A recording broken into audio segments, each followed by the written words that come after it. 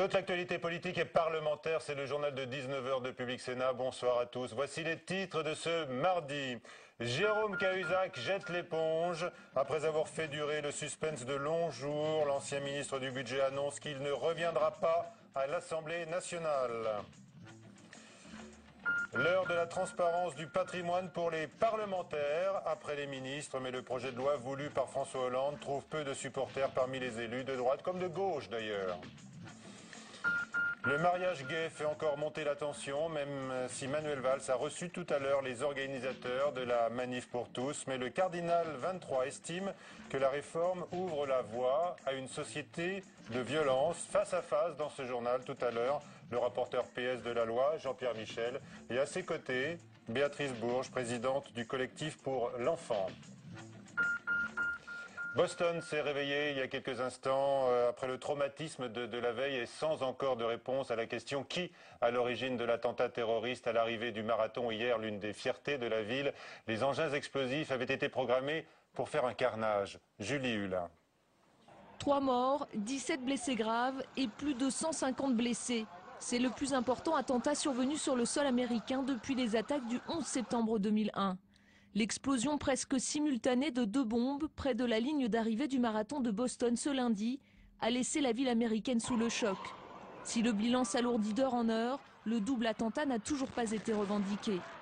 Le FBI, qui a pris l'enquête en charge, travaillerait maintenant sur 2 pistes, celle d'une attaque islamiste et celle de militants d'extrême droite américains. Première hypothèse, l'attentat islamiste. Le mode opératoire serait l'un de ceux prônés par Al-Qaïda. Les talibans pakistanais ont, eux, démenti toute implication. Deuxième hypothèse, plus probable selon les spécialistes, celle d'un attentat intérieur perpétré par un groupe d'extrême droite américain. Des milices très attachées aux libertés individuelles qui auraient pu choisir symboliquement la date du Patriots Day, jour férié et dernière échéance pour les déclarations d'impôts.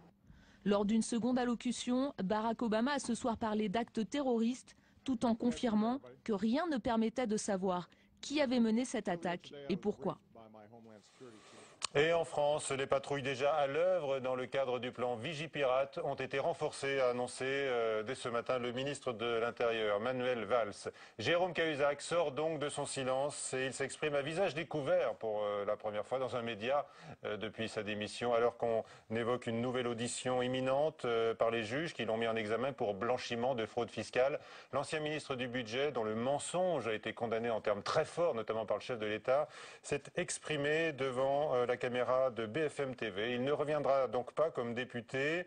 Il ne souhaite pas récupérer son siège à l'Assemblée nationale en raison de la qualité de sa faute, a-t-il dit. Et puis sa réponse maintenant à la question sur la connaissance de son compte suisse que le chef de l'État aurait pu avoir.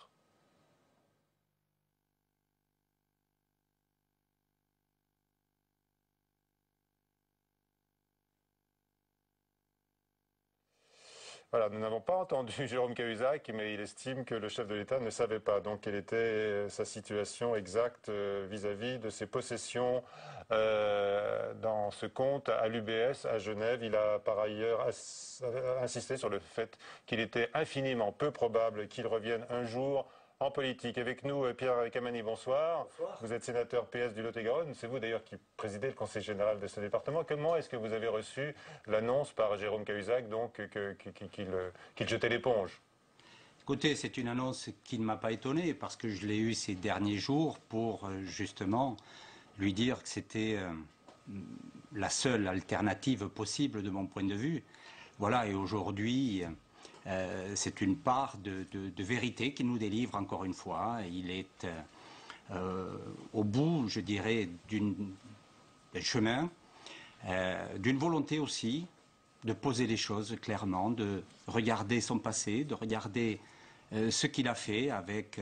vous avez vu, c'était poignant quand même. Hein. C'est un homme qui est à terre.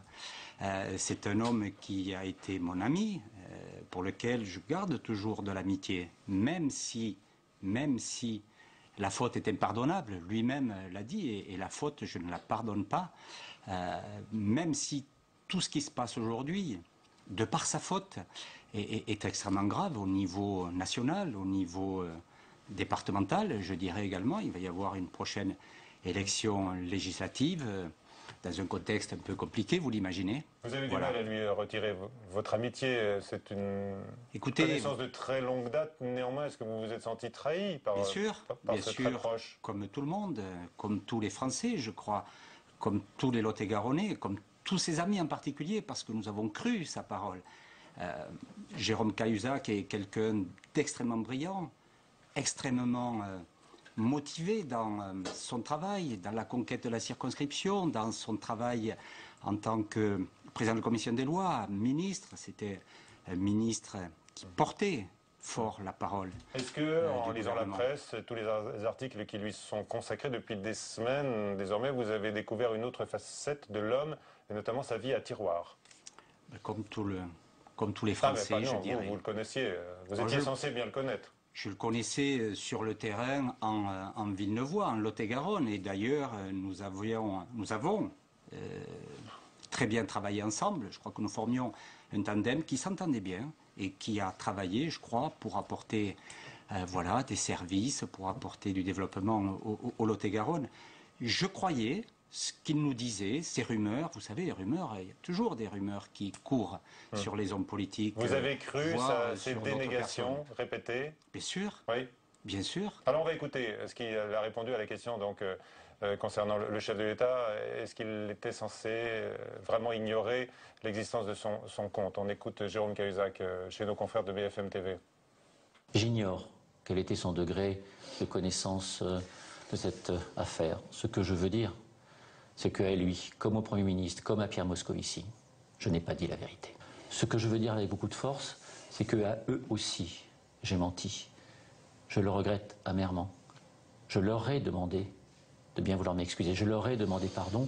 C'est à eux de voir s'ils peuvent ou pas me l'accorder. Voilà. Alors il a expliqué qu'il n'avait pas eu la force morale, en quelque sorte, de refuser le poste de ministre. Absolument. Qu'avez-vous pensé de cet argument mis en avant par Jérôme Cahuzac? Il l'avait déjà d'ailleurs dit dans son communiqué le jour de ses aveux. Absolument, mais vous avez vu, il a parlé, je crois, avec beaucoup de force, sa part d'ombre. Et de cette difficulté, cette part d'ombre, à la gérer.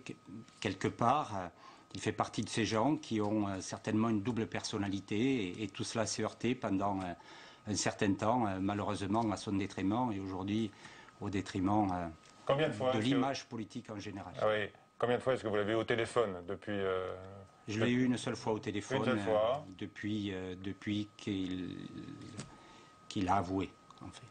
Et vous avez l'intention, l'envie de le revoir? Je crois qu'aujourd'hui, la blessure est profonde. Elle est profonde pour les Français, elle est profonde encore une fois pour les Lot-et-Garonnais. Il faut laisser du temps, je crois. Il a besoin de se reconstruire.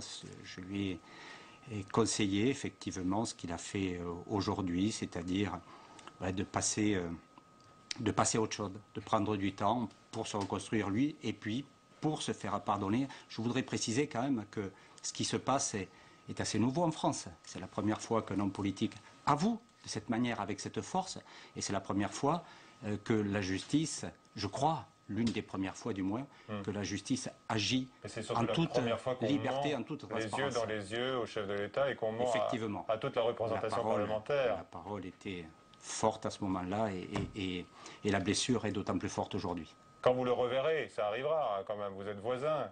Qu'est-ce que vous lui direz?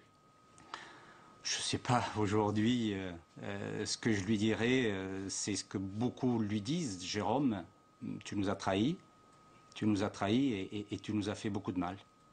Voilà, c'est ce que je peux dire aujourd'hui. Vous aimeriez le revoir, vous avez apprécié l'homme aussi, au-delà des combats partagés dans votre département et au niveau national. Vous aimeriez retrouver l'homme? L'homme reste l'homme, encore une fois. On voit bien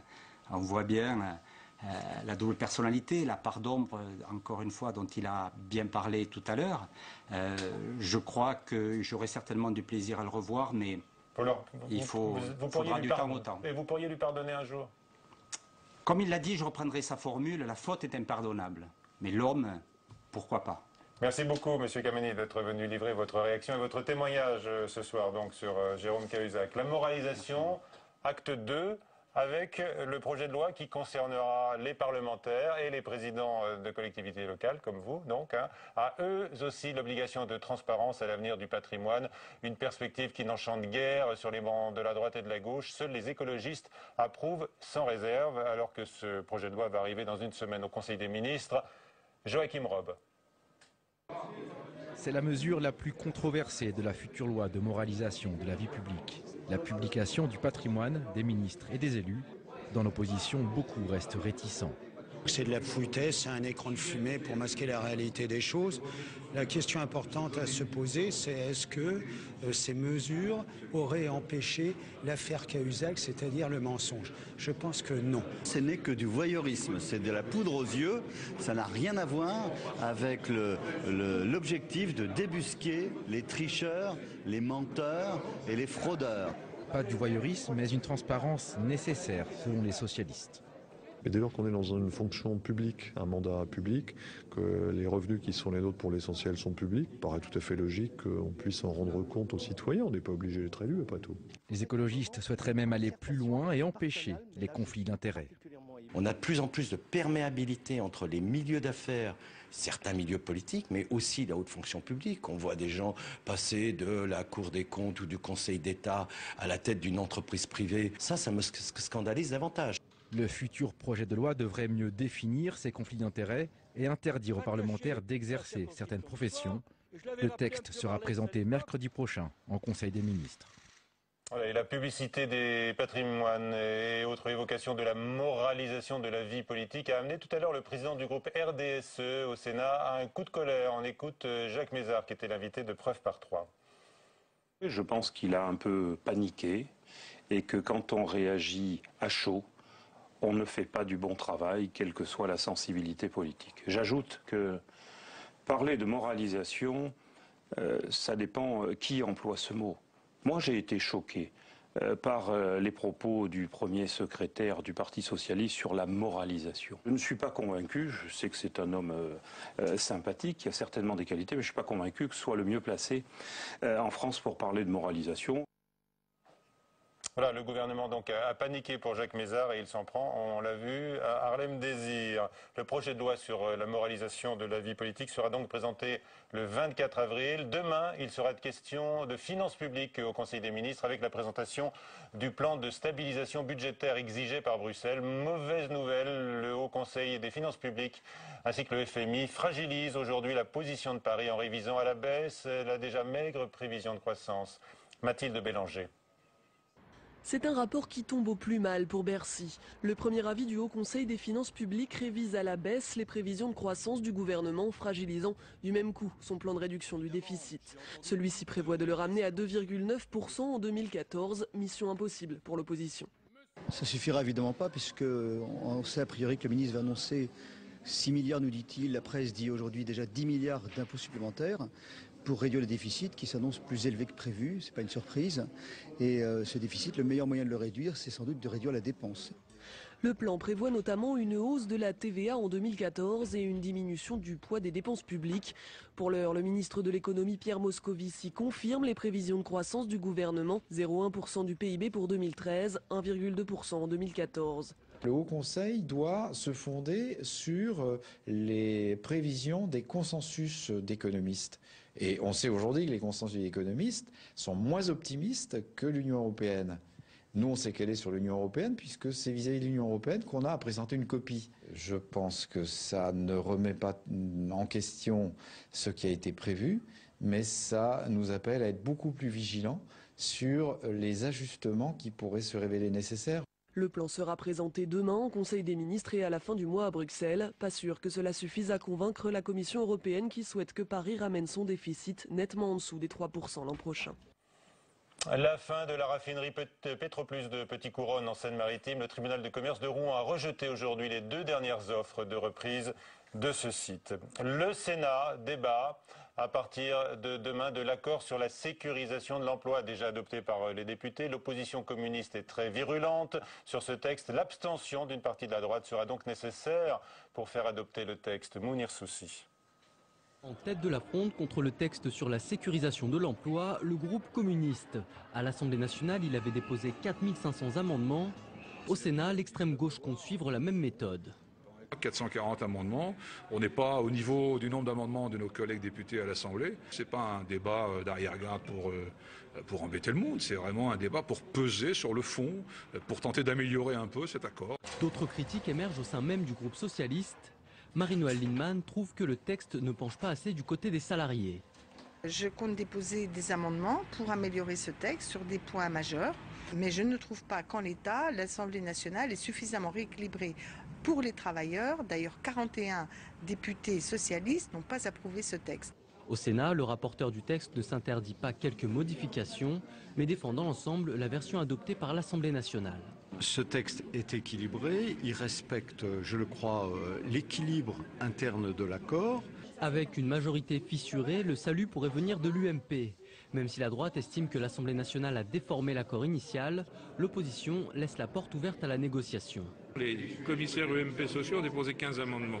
Donc il y en a 3 ou 4 sur lesquels on va discuter. Et je pense que c'est ça qui peut conditionner notre vote, sachant que d'après ce que j'entends dans les couloirs, si le groupe UMP ne vote pas ce texte, il ne sera pas adopté au Sénat. Le gouvernement souhaite une application rapide et s'appuie sur une procédure accélérée. Dès que le Sénat aura voté le projet de loi, une commission mixte paritaire sera convoquée. L'exécutif espère ainsi une entrée en vigueur dès le mois de mai. L'attention ne retombe pas sur le mariage gay après la décision du gouvernement d'accélérer le calendrier. La volonté de passer vite à un autre sujet, exprimée par l'exécutif et bien des élus d'ailleurs, se heurte à une opposition de plus en plus radicale dans la rue, au point que le ministre de l'Intérieur aujourd'hui a dénoncé des groupuscules qui s'attaquent à la République. On écoute Manuel Valls. Qu'il y ait parmi les manifestants des groupes extrémistes de droite que je ne vous ai jamais entendu dénoncer, identitaires, GUD, qui s'en prennent aux forces de l'ordre, qui menacent directement la République, ça nous ne le tolérons pas. Nous n'accepterons jamais la violence dans la rue. Nous n'accepterons jamais ceux qui défient les lois de la République. Et un parlementaire, un républicain, se doit d'être à nos côtés pour défendre les institutions, la République, la loi et le choix des parlementaires. Voilà, Manuel Valls, tout à l'heure, lors des questions d'actualité au gouvernement. Avec nous, donc, le rapporteur PS du texte, Jean-Pierre Michel, bonsoir. Bonsoir. Et face à vous, Béatrice Bourges, présidente du collectif pour l'enfant, bonsoir. Bonsoir. Vous ne vous êtes jamais rencontrés? On se rencontre ici. C'est une grande première. On n'est pas dans les mêmes manifestations. Il était temps. Ben non, mais en fait, comme la LMPT n'a pas pu être reçue au Sénat, puisque je crois que vous l'avez refusée, en considérant que des centaines de milliers de personnes n'étaient pas légitimes, on n'a pas eu le bonheur de venir vous rencontrer. Mais on l'a souhaité, vous avez répondu officiellement qu'il n'était pas possible. Donc je voudrais vous remercier de nous permettre enfin de débattre, bien que la loi soit malheureusement déjà passée, puisqu'on n'a pas pu se voir avant. Et ben écoutez, Michel, on se voit après. Ce ne sont pas les manifestants que vous avez trouvés illégitimes. J'ai le souvenir de vos propos. Comment ? Vous avez critiqué surtout l'une des animatrices. Non, j'ai critiqué l'association elle-même, qui venait de se constituer au mois de novembre 2012 contre le projet. Nous avons entendu toute une série d'associations familiales constituées depuis longtemps, qui étaient d'ailleurs plutôt contre ce projet. Je n'ai pas cru devoir Voilà, c'est tout. Alors, Madame Bourges, vous avez été reçue par le ministre de l'Intérieur vous-même tout à l'heure, puisqu'il a reçu les organisateurs de la Manif pour tous. Enfin, certains, oui. Certains. Parce que les organisateurs, ça ferait beaucoup. Bien sûr. Nous sommes tellement nombreux. Bien sûr. Non, mais bon, je veux dire, certains de vos représentants. Finalement, il y a un terrain d'entente qui semble se dessiner écoutez, j'en sais rien. Simplement, je trouve dommage d'être obligé de descendre dans la rue pour se faire entendre et redescendre et faire des pétitions au CESE. Le gouvernement ne prend même pas compte, prend en compte 700 000 personnes qui font une pétition, alors qu'au bout de 500 000, en principe, ils devraient passer au CESE. Alors, le Conseil économique et social, c'est ça. Donc, vous réclamez un référendum. Mais non, mais on réclame un référendum. On réclame, s'il vous plaît, écoutez-nous, entendez-nous, des centaines de millions de personnes ne sont pas d'accord. De milliers. C'est déjà pas mal, parce qu'on n'est déjà pas 100 millions en France, donc vous avez raison. Mais des centaines de milliers de personnes réclament simplement qu'un changement de civilisation et c'est pas nous qui le disons, c'est Madame Taubira, qu'un changement de civilisation ne soit pas voté comme ça à la va-vite, que ce soit pas la première grande loi qui, je reconnais, est emblématique du gouvernement, mais c'est quand même un changement de civilisation, c'est quand même beaucoup de choses qui sont derrière, c'est quand même des conséquences qui vont être absolument énormes, c'est quand même le gender. Adressez-vous au sénateur, il va vous répondre d'abord. Il va déjà vous répondre. Il va vous répondre sur ce que vous venez de dire. D'abord sur le changement de civilisation, Jean-Pierre Michel. Madame Taubira, hein, nous... Madame Taubira a une formule, à mon avis, un peu outrancière. C'est pas un changement de civilisation, c'est mettre dans la loi ce qui existe aujourd'hui dans notre société. Voilà. Car des familles homoparentales, il y en a beaucoup, des enfants qui vivent, il y en a beaucoup. Et si on veut aller plus loin, des femmes qui vont faire des PMA à l'étranger ou même de la GPA à l'étranger, il y en a beaucoup également. Mais on ne parle même pas de ça. Bon. Alors, mais là, j'ai entendu dans les propos de madame des critiques finalement de la représentation parlementaire. Il y a la rue contre les élus et l'inverse. Ce projet a été débattu pendant des mois, des heures à l'Assemblée, des heures au Sénat, des auditions publiques à l'Assemblée, des auditions publiques au Sénat. Il a été voté à l'Assemblée, il a été voté au Sénat, il revient à l'Assemblée. Je ne vois pas ce qu'on peut faire de plus. D'ailleurs, si vous regardez les éditoriaux de la presse écrite, on dit bien que ce projet était connu de tous, et qu'il suit une procédure parlementaire normale.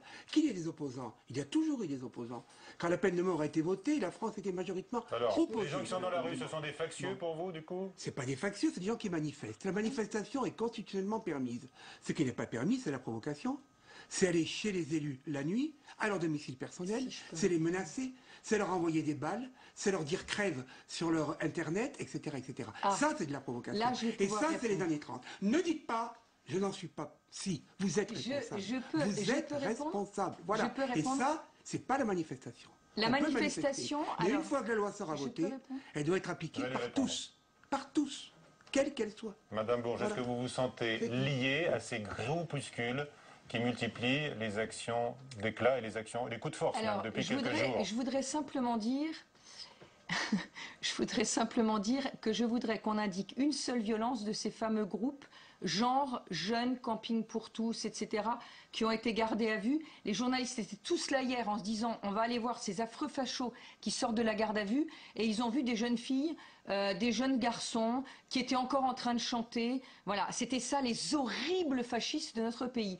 Alors moi je crois simplement que le gouvernement ferait mieux de s'attaquer aux délinquants et non pas à ceux qui, parce qu'ils ne se sentent pas écoutés, parce qu'ils se sentent méprisés. De casserole, et ben le faire un concours de chez les parlementaires pour les réveiller. C'est juste un peu potache. À partir du moment où on n'est pas... Ça peut être vécu comme un traumatisme pour une mère de famille comme Madame Joanneau, par exemple. Vous avez raison. Ce qui est vécu comme un traumatisme, c'est quand le 24 mars, dans des artères autorisées, c'est-à-dire l'avenue Foch, l'avenue Carnot, les personnes ont été aspergées de gaz lacrymogènes. Et je peux vous dire que j'y étais. Parce qu'elles voulaient forcer des barrages de police, vous le savez très bien. Et parce que vous mettez Monsieur le sénateur, si vous aviez un peu de respect pour moi, si vous aviez un peu de respect pour moi, si vous aviez un peu de respect pour moi, vous m'autoriseriez à terminer ma phrase. Comme je vous ai écouté, ça me paraît le moindre des respects, je l'ai, merci de l'avoir également.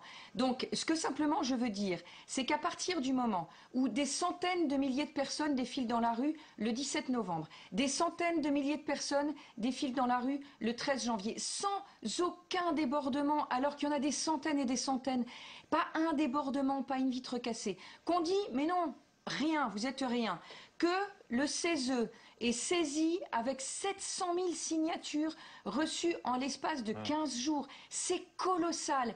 Et que dans cette même manifestation, qui est une manifestation des familles, donc on peut décider dans ce pays qu'une manifestation des familles va être gazée, va être matraquée, mais a priori, comme le 13 janvier, les gens pensaient que ça se passerait bien. Mais quand à partir de ce moment-là, les forces de l'ordre censées représenter ces familles et leur donner de la sécurité se retournent contre elles, forcément, ces gens, si c'est important, je vais vous dire pourquoi c'est important. Oui, parce que le point de départ, c'est la violence des forces de l'ordre et c'est le mépris de la République et c'est le mépris de la légalité. Les 700 000... Jean-Pierre Michel, un mot de Jean-Pierre Michel. Ensuite, j'ai des choses à vous dire. Le mépris de la République, c'est le mépris du Parlement. Le Parlement fait la loi. Et le c'est pas la CESE, rue. c'est quoi? 700 000, Il a refusé la 500 000. pétition. Je ne suis pas au Conseil économique et social. C'est pas dans sa compétence. Personnes. Mais 500 000 personnes. Et mais à partir du moment où Jean-Marc Ayrault bafoue les lois de la République, puisque Jean-Pierre Delevoye demande à monsieur Écoutez-moi, j'aimerais vous interroger sur ce qui va suivre, car il se dit que votre fronde contre le mariage gay pourrait renvoyer à beaucoup plus tard certaines réformes en raison de l'effet de crispation, donc notamment des milieux catholiques. C'est ce que nous dit Aurélien Romano. La fin de vie, la PMA ou encore la taxation des allocations familiales, ce n'est visiblement plus l'urgence du gouvernement.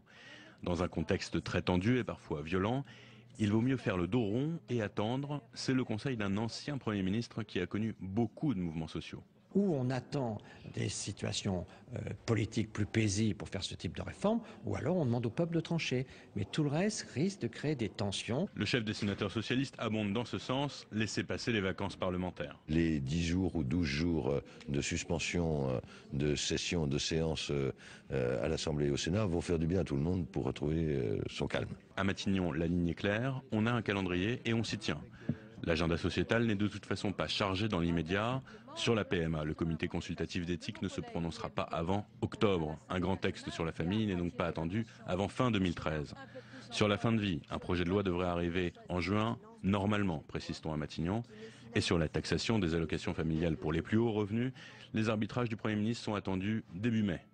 Ne pas s'avancer sur des dates précises, une manière habile de gagner du temps. D'ici là, tous sont unanimes pour passer à autre chose. Il faut que ce gouvernement s'occupe d'abord des vraies questions des Français. Et la seule vraie question aujourd'hui qui est posée, c'est comment on se sort d'un taux de chômage à 11%, comment on se sort de la dégradation des entreprises jour après jour. Il est temps que l'été arrive, que les homosexuels puissent se marier, ça fera beaucoup de fêtes, ça fera travailler les traiteurs et ça relancera l'économie parce qu'il y aura des belles listes de mariage. Voilà. Et après on passe à d'autres sujets et en même temps on conduit le redressement productif de la France. D'ici là, la mobilisation des anti-mariages va converger avec les manifestations du 5 mai lancées par Jean-Luc Mélenchon. Mais à ce moment-là, la session parlementaire sera suspendue. Alors Jean-Pierre Michel, est-ce que les milieux qui sont mobilisés contre le mariage gay pourraient obtenir gain de cause dans un deuxième temps avec le renvoi à plus tard de certaines réformes de société? On a vu par exemple la porte entrouverte au suicide assisté. Le gouvernement est libre de son ordre du jour. Il a toujours dit que la PMA viendrait à la fin de l'année. Oui. Après l'avis du comité consultatif d'éthique, l'affaire des allocations familiales est une affaire totalement différente. Tout le monde est bien d'accord que un ménage de médecin qui gagne je ne sais pas combien d'avocats, qu'il ait 200 € par mois d'allocation familiale ou 47 €, ça ne change rien à l'affaire. Donc ça, c'est tout à fait différent. Le poids des cathos, comme dit un ministre, n'a pas été renforcé dans cette affaire-là. Je veux dire, je regrette que Monseigneur 23 aujourd'hui, face à la déclaration qu'il a faite, qui est une déclaration anti-républicaine. Anti-républicaine. Il dit que l'uniformité c'est inadmissible. C'est inadmissible. C'est inadmissible de la part du cardinal président de la conférence des évêques. C'est inadmissible pour de nombreux catholiques. C'est inadmissible de dire que le Parlement n'a pas eu le temps de délibérer. C'est inadmissible pour dire qu'on va dans une société de violence. Monseigneur André 23 ferait bien de repenser à l'Évangile, à l'accueil, à la solidarité de tous. Bon, alors, après avoir eu cette petite leçon de morale, qui à mon avis n'était pas tout à fait justifiée, je voudrais juste dire que quoi qu'il arrive, qu'on remette après la PMA, la GPA, l'Europe est là. Donc je crois qu'il est parfaitement hypocrite de dire on va juste faire le mariage, puis la PMA, puis la GPA, ça viendra après. Parce qu'en raison de l'Europe, tout est lié. Et le gender aussi, tout ça c'est lié et donc c'est un paquet. Exactement. Tout ça, c'est lié, c'est un paquet. Et donc, on ne peut pas dissocier les choses. Donc, il faut assumer, c'est tout ou c'est rien. Eh bien, moi, je pense que dans une période économique aussi difficile, les délinquants et les vrais, c'est-à-dire ceux qui s'enfuient de prison ou ceux qui sont dans les cités avec leur kalachnikov, c'est contre cela que le gouvernement doit s'attaquer et non pas contre des gentils manifestants qui sont un peu potaches, certes. Vous l'avez dit. Merci beaucoup. Qui ont quand même des hommes nazis dans les manifestations. Je crois que M. Grossieur nous rappelle à l'ordre. C'est exactement vrai, c'est la pendule surtout. Je n'y suis pour rien, on s'arrête là. Merci en tous les cas de cet échange, à tous les deux, c'est la fin de ce journal. À 22h, Sonia Mabrouk, à suivre sur la chaîne parlementaire Assemblée nationale, Doc à Doc. Bonsoir et à très vite. Merci.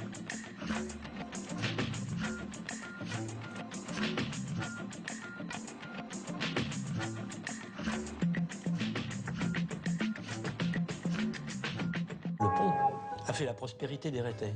Sans le pont, vous n'auriez pas de collège, vous n'auriez pratiquement plus d'école, plus de permanent. Ça a permis de penser à un avenir où on pourrait peut-être s'installer ici. En 1988, le destin de l'île de Ré a basculé avec la construction du pont qui la relie au continent. Comment les habitants ont-ils vécu la perte de leur insularité? Et faut-il ou non rendre le passage gratuit? Il faut se battre pour un principe de la République, le droit d'aller et venir pour tous. Si le pont était gratuit, nous n'avons pas la possibilité d'accueillir tout le monde. Autant de questions auxquelles tente de répondre le nouvel épisode de Attention Grands Travaux. Dimanche à 10h45 sur Public Sénat.